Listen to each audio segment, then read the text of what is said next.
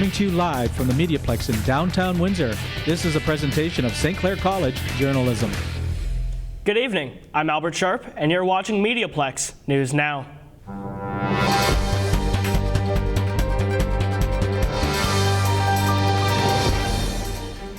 Windsor is an area where the waterways affect everything. Max DeLiberato reports. What are water conditions like? There are problems, according to John Hardig from the Great Lakes Institute for Environmental Research. And we have a number of problems. We here, the State of the Strait Conference, have been compiling long-term data on over 50 indicators of ecosystem health.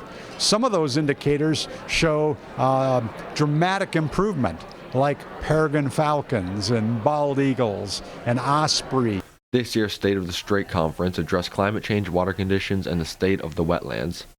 The goal for the conference is to come together with Canada's American counterparts and find a solution to these problems we face. Education is a key component of solving these problems. Many of them require all of us to do our part. It's cold outside, and we sent Dunya El-Haddad out to see what the downtown mission is doing to help those most affected.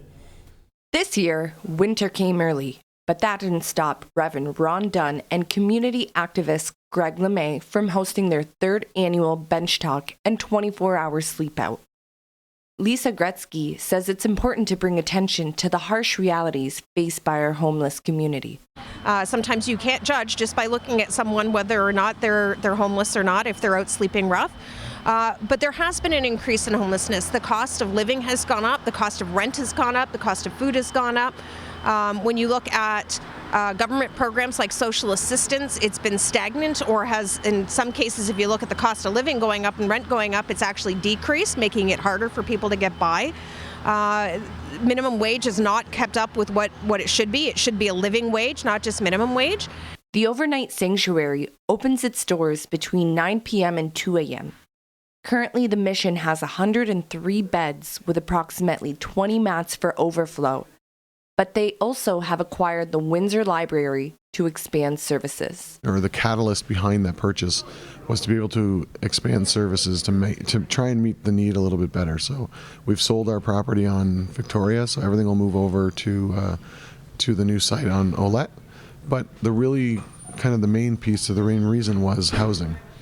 We believe that everybody has the right to, fundamental basic right to housing, adequate, affordable housing. And so we have, we're right now 34 units scheduled to go on the second floor. So it's almost been 24 hours, and how are you feeling? Tired. I don't think anybody should have to do this. Presenting new challenges. Extremely cold this time. Like I said, we'll see what we feel, after tomorrow as we wind down. Well, thank you so much. And my name is Dunya El-Haddad, reporting from MediaPlex News. Back to you at the studio. Let's head outside where Savannah Mills is standing by for an early look at the weather. Savannah? Thank you, Albert. Right now it is 3 degrees Celsius. Tonight it'll be cloudy with +5. Thank you, and tune in a little later for our 3-day forecast. Why did I say thank you? Residents at a downtown high-rise are displaced heading into the holiday season. As Sierra Ross reports, they have more questions than answers. A parking garage fire at West Court Place stemming from a car fire has left residents temporarily homeless. While West Court owners have provided motel rooms for those who are unable to find accommodation, others have had to resort to different shelter for the time being. I've been couch surfing at a few friends' homes. Now I'm at my brother's place out in Bell River. Gary Mendler, a 5-year resident of the high-rise, says that the time frame for which residents can return home has been constantly changing. Mendler says the lack of set timeline is especially difficult for him. Leukemia patient. We were told 3 days, allowed to get in, grab some medication. Now, while we're away, it changes from 3 days to 5 days to 7 days, and now they're telling us 2 weeks. Well, I've got to come here and get my medication. I'm being told I can't get in. While the investigation into the cause has concluded, the medical officer of health says that it is still not safe for residents to return home. For MediaPlex News, I'm Sierra Ross. Construction on a new store has started on Sandwich Street in Windsor, and some residents aren't happy. Madeline Mazak learns why. Sandwichtown hasn't had a grocery store for 2 years, and that will not change anytime soon. The old Westside Foods grocery store shut down in May 2018 and has sat vacant. Up until now, Construction began this month to build the Dollarama and was met with outcry from Sandwich residents. Among the most affected are the community's seniors. Very few drive, a lot of people in wheelchairs. Hard to get groceries. I have to always look for somebody to take me. My family helps, when they can, but it's hard. You can't just run out and get a loaf of bread, Annette Roberts has lived in Sandwich Town her entire life. On Saturday afternoon, she volunteered at her church, down the street from the construction site. We don't need a dollar store. We have lots of dollar stores. They're everywhere. Every corner you see, there's dollar stores. Roberts says she does her shopping at Freshco on Tecumseh Road East. She usually walks, a trip that takes an hour and 20 minutes according to Google Maps. But with the current winter weather, she rides the bus. I went there on Wednesday. It took me 2 hours to get a couple groceries.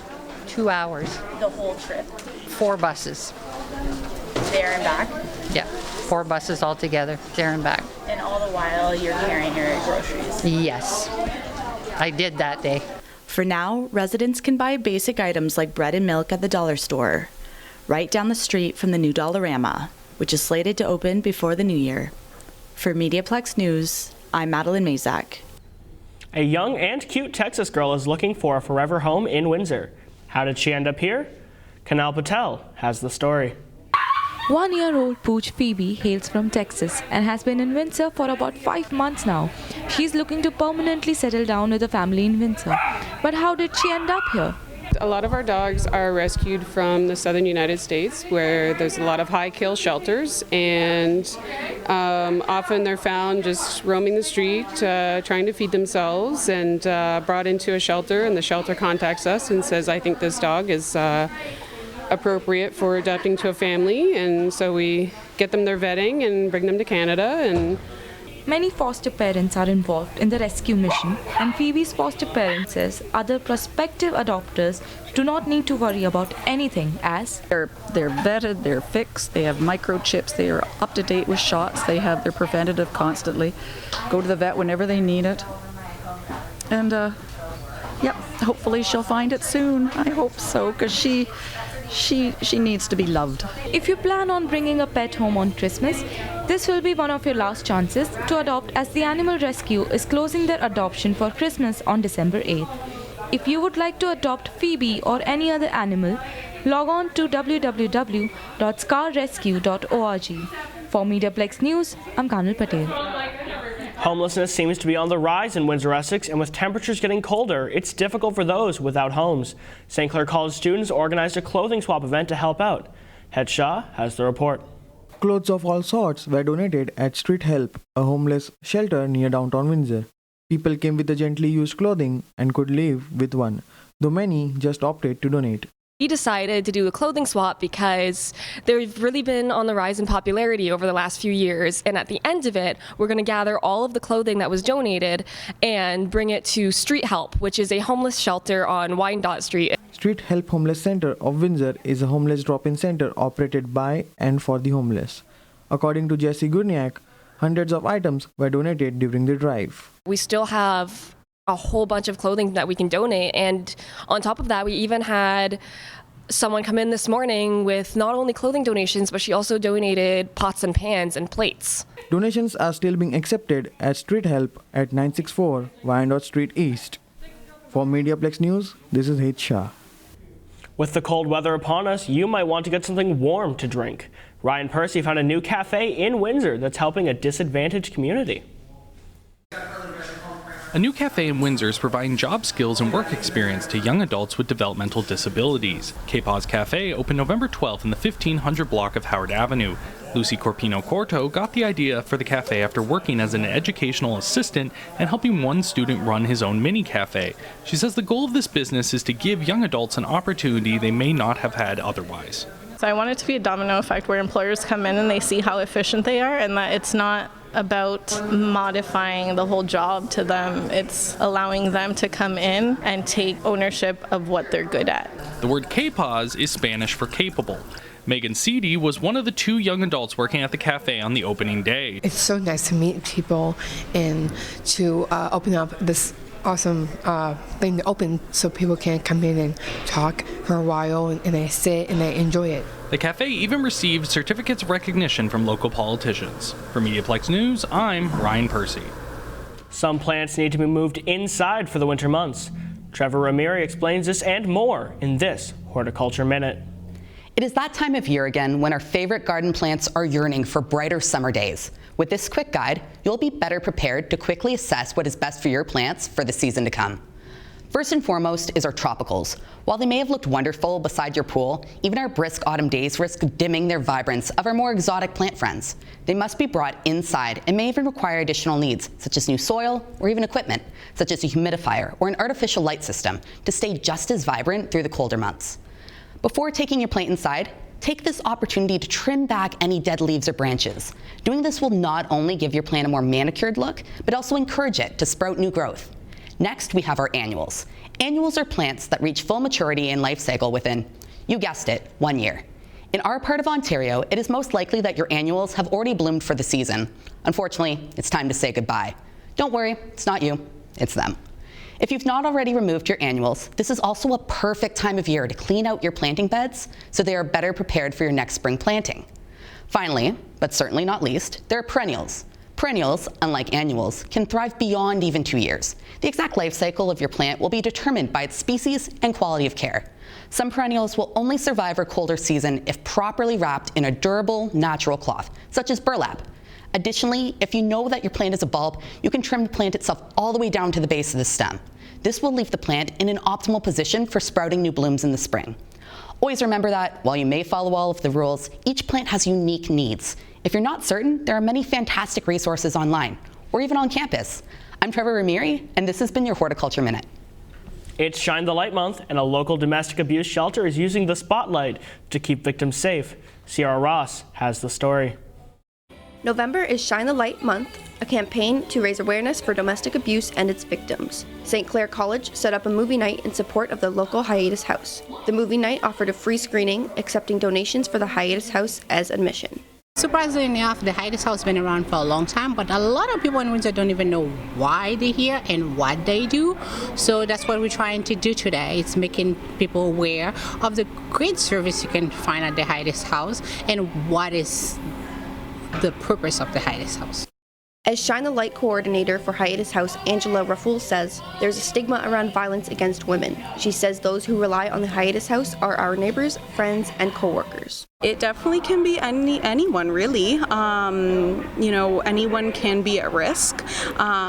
It's typically people calling who are, in an abusive situation and need support. Without the Hiatus House, Rafoul says that women and children would be left in abusive situations. For those who can't donate, the Hiatus House offers a volunteer program. For MediaPlex News, I'm Sierra Ross. Now let's head back outside where Savannah is standing by with a look at this week's forecast. Savannah? Well, Albert, it still feels like an early winter, but the snow is surely melting. Let's have a look at our 3-day forecast. Wednesday, it'll be clearing with 6 Celsius. Thursday, there will be periods of rain with a high of 9. And Friday, we can expect it to be cloudy and a high of 5. That's it for me from the corner of University and Victoria, and back to you in the warm studio, Albert. How is local business thriving in Windsor? That is the topic of this 3 Minutes With. To start, run, and grow a business is not an easy thing to accomplish. But Christopher Pressey, graphic designer for 20 years and one of the presidents of the Accelerator, has been able to do so successfully. Thank you for being here today, Chris. Thanks for having me. So what was the concept behind the Accelerator? Well, the Accelerator was started in 2011. It was originally a spin-off from the Downtown Windsor BIA, and they wanted to create a business incubator. And from there, over the past 8 years now, we've grown and evolved it into not only a business incubator that can help startups and small businesses create their own futures, but we're also incorporating arts and manufacturing aspects as well, because Windsor is not just a town built on traditional business.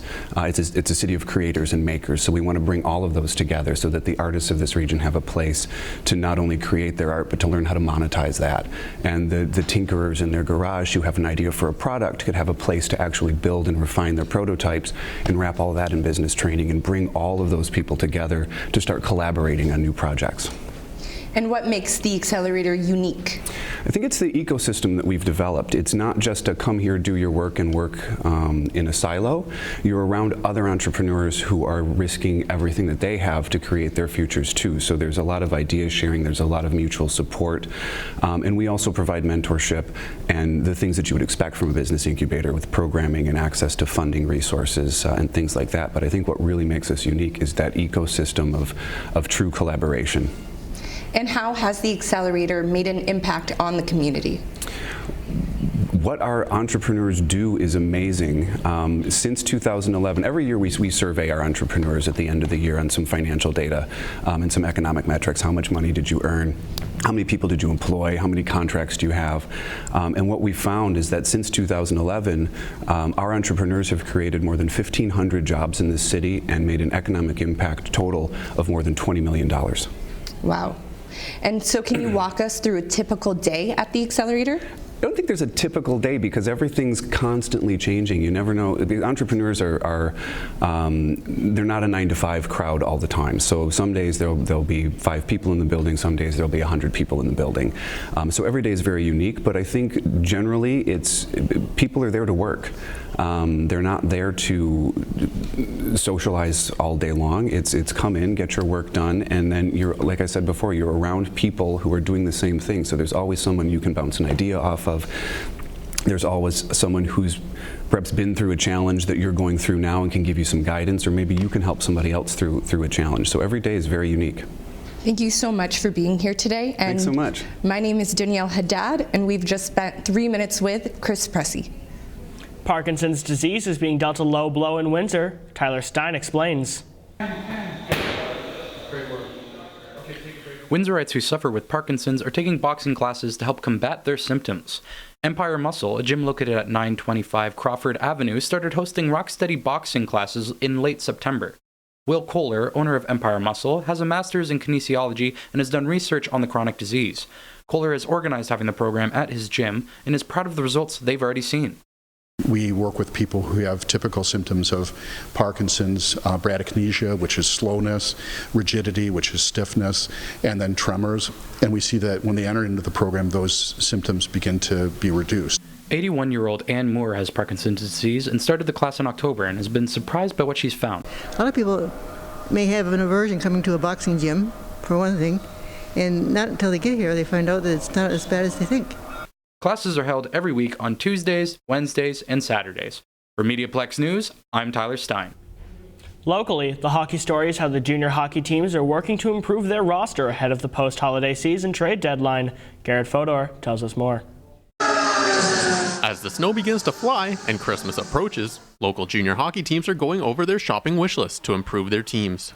Currently, the LaSalle Vipers sit 4th place in the Junior B Western Conference. They've recently acquired defenseman Spencer Leacott from the Leamington Flyers, and Vipers head coach and general manager John Nelson wants to build off this and a successful first half of the season. I think we're progressing really well. We're a very young team that brings a lot of energy and a lot of emotion into the game, and a lot of these guys are just learning how to control that energy, how to use that energy in a positive way. And third-year defenseman Bradley Vincent says the second half is where the team really comes together, and he says that this young team can thrive. You know, like now you've played each team a couple times, you kind of see their tendencies and you know what you're good at and what they're good at. The Vipers travel to Chatham on Sunday as they play the Maroons, who sit one place behind them in the standings. For MediaPlex News, I'm Garrett Fodor.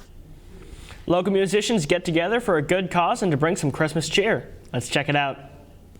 I'm much too fast to take their test. Change For the past 5 years, we have been coming together to bring this concert to the community, and we have raised over $200,000 over these years. In particular, last year we raised $67,000, with all those funds going right here into our community, helping our local food banks. This year's show will benefit 16 food banks in our region. These food banks will fall under the Windsor-Essex Food Bank Association and the Chatham Outreach for Hunger. New York like a Christmas Christmas tree tonight. This city belongs to me. Angel. Chatham is very much appreciative of being a part of this event.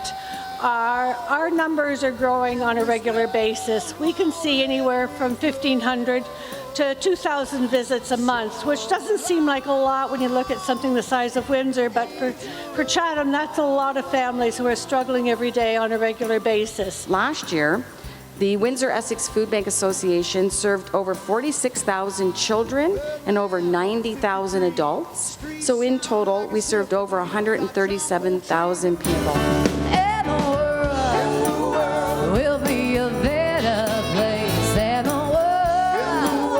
Every year, these fantastic friends get together at SLR Studios and get to work on an album to showcase songs of hope, songs of inspiration, and occasionally a Christmas classic.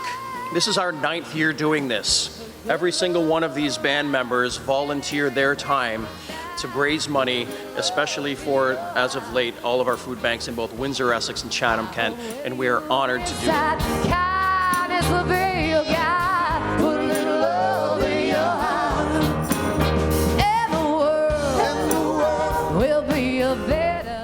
Good things are happening at St. Clair College. Let's watch.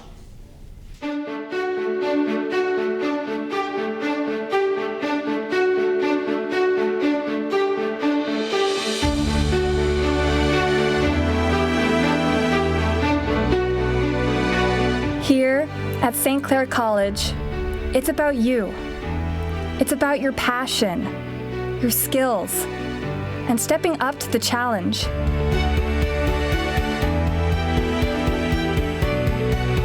St. Clair College has 3 campuses in Windsor and Chatham, and is a destination college located in the most southern point of Canada.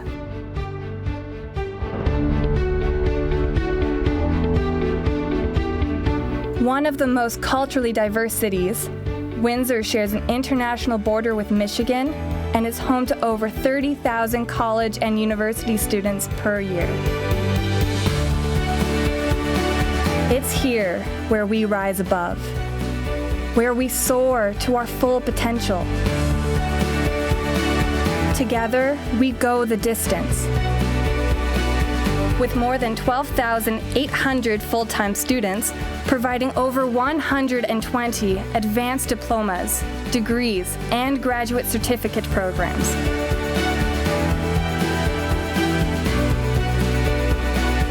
The center of all we do at St. Clair College is student-focused, and our Student Services program was designed with that in mind. We support academic excellence through counseling, tutoring, accessibility, and academic advising to ensure student success. Our reputation as a premier educator and our commitment to academic excellence is seen in all we do. From programs in community studies and the arts, to engineering technology and skilled trades. With the new Zekelman School of Business and Information Technology, students will be equipped to rise above the ordinary. With both a physical space and curriculum to ensure that graduates are the leaders of tomorrow. Our Genesis Entrepreneurship Center is a hub that connects students with alumni, faculty, and industry within the community to foster a culture of entrepreneurship. St. Clair College offers a wide range of activities to enhance campus life. From varsity and intramural sports to the state-of-the-art health and fitness facilities, there's something for everyone. Our students and faculty are an important part of our community. From polar plunges, a variety of fundraisers, to community events, groundbreakings, and unveilings. The college's mission of excellence in all we do is shared by faculty, administrators, and staff as they prepare students with careers that will shape the economy of tomorrow. Success grows with the strength of our alumni, and we are proud to recognize that each and every one of them is part of our international success. Our 100,000 plus alumni take an active role in our success. Whether serving as academic advisors, providing internships, or participating in social events. Our relationship is ongoing with graduates that ultimately enrich our current programs for student success.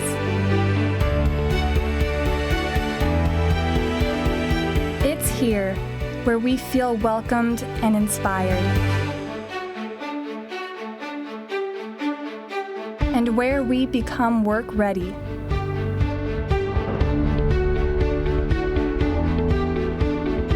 St. Clair College. It's time to take flight. Rise above the ordinary.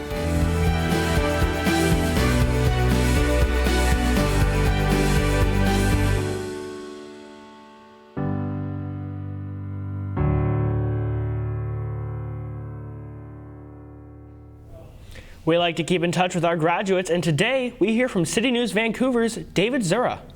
Hi, I'm David Zura, a video journalist for City News and Breakfast Television in Vancouver. I'm also a graduate of the Journalism and New Media program at St. Clair College. I've been in the field now a solid 10 plus years covering local news and print on the radio as well as television and online. I feel confident about where I'm at and where I'm headed. And I'm especially grateful for the strong start I got studying at St. Clair. The truth is, news is changing, and quickly, and I wouldn't even dare to guess what the landscape will look like in 3 years, let alone 10 or 20. But my education at St. Clair prepared me for that. They were there teaching me how to deliver information in a converged environment long before the industry was actually there. Nowadays, it's not at all uncommon for me to be live on location for the early show, then shoot and edit a story before anchoring the late show, all while providing content for our radio sister station and the web. Now, I graduated before the MediaPlex opened in downtown Windsor, but I've seen it for myself, and it's a beautiful facility that uses the same tech that we use here. If you're thinking of getting into the news business, I absolutely recommend taking a look at St. Clair College. Not only did I have fun while I was there, but much more importantly, they put me face to face with the company that would become my first full-time employer. And to tell you the truth, I also am an example of someone who needed help. I was working while I was a student, and some years I studied full-time, others part-time, even taking a break and completing courses online before finishing. I won't lie, sometimes I asked for a lot. But they worked with me, and we got it done. I left with my diploma in hand, truly believing that they care just as much about my success as I did, and you know what? That's special. So yeah, I recommend St. Clair College. It's one of the best decisions I ever made, and it set me up to be where I am today. Ever wonder what we do here? Join us November 23rd for a college-wide open house from 10 a.m. to 1 p.m. Take a tour, meet faculty and students, learn about student services, explore financial aid options, plus win great prizes. Hope to see you there. Thank you for tuning in. I'm Albert Sharp, and you've been watching MediaPlex News Now.